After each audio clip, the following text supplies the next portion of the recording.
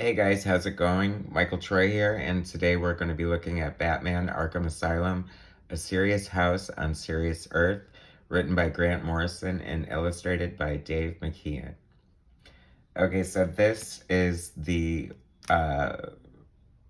this is the first printing, my original copy of Arkham Asylum, so there's no extras, no frills, no whatever. This is just how it came out. It's still in pretty good shape. The dust jacket's a little questionable, but this is Grant Morrison's epic Arkham Asylum graphic novel, Batman. Arkham Asylum is the jail for the criminally insane where Batman's rogues gallery spend a lot of their time. And as you can see, this copy is not perfect. It has been read. But you know what? It's in pretty great condition, actually.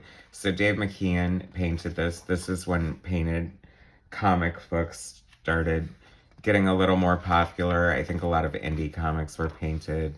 Dave McKEAN was painting covers for Sandman. And Bill Sienkiewicz, of course, had done a lot of painted comics by this time with Stray Toasters and whatnot. I feel like that influenced a lot of artists, and this is sort of what this is about. You can see a lot of techniques and things that Bill Sienkiewicz uses. I mean, I'm not saying he invented them, but, you know, they're like photo manipulation and a lot of just the design work and the use of mixed media. This is, of course, the definitive like Arkham Asylum story. There's a narration from Arkham, who started the whole asylum, and you know, it tells his backstory and the story of the asylum. And I don't like this lettering here. It's stylish, but it's hard to read. So that's I think the one problem with this book. I really like Dave McKean's art. I think my introduction to it was the Black Orchid mini-series he did, which was another painted series and very beautifully illustrated.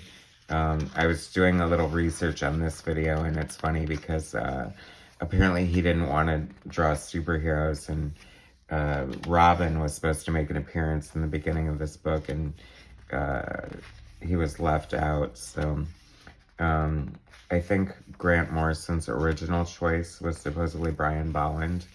I don't know why that didn't happen. I would have probably killed him after doing Killing Joke, and I'm kind of glad that he didn't, because this artist, Dave McKEAN, brought, you know, such a great, like, psychotic aesthetic to the story and just made it very loaded with imagery and psychological warfare.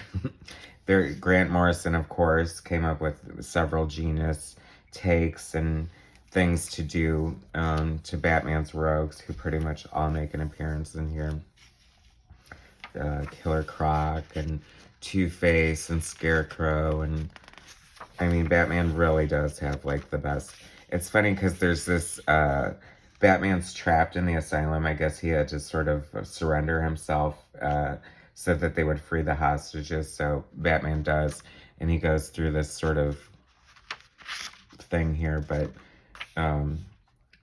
he screams, "Don't touch me," to this guy, and it just seems weird because it puts Batman in this like really like victim position that you're not used to seeing him.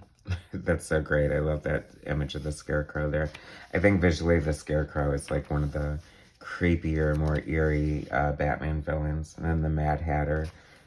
Grant's using some Alice in Wonderland references. There's a quote at the end of this book. And did I say Alan? I meant Grant. Grant Morrison, Alan Moore. I can't tell my British writers apart. Lots of great, beautiful art like this in here.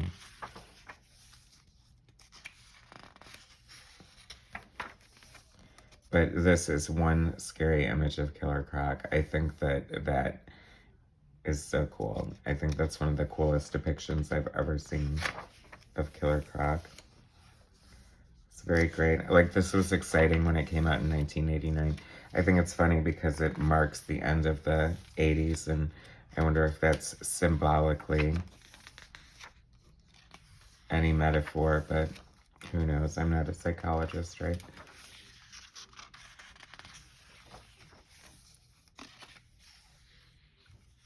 So many, it's funny, see, like, that's an example of mixed media, just like slapping this lace on the canvas and just having that be part of the art.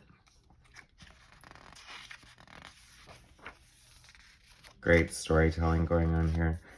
All this brick, that reminds me of like 80s painted comics for some reason, with, you know, squares and bricks and like the checkerboards and stuff like that. But this is actually pretty violent and kind of disturbing in a lot of ways. It is suggested for mature readers. I probably should have said that at the beginning, but I'm not saying or showing anything here that you can't handle. But if you do decide to read it, know that going in. And that is a very classic Arkham Asylum. Very Dave McKEAN looking art right there. Fans of Dave McKEAN will know what I mean. I love that real scalpula is just like right there. So that is Arkham Asylum. Like I said, the first printing, so there's no extras. If you haven't read this, though, it's definitely worth a read.